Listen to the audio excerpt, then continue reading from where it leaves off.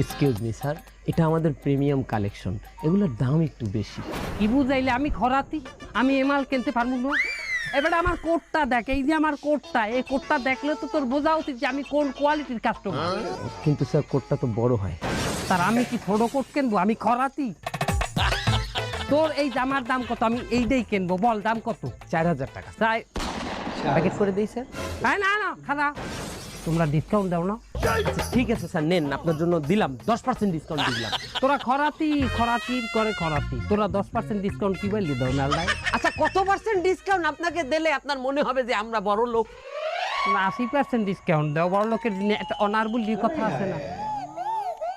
এই কয়েন টয়েন আছে থাকলে দাও তো। পয়েন্ট কেন?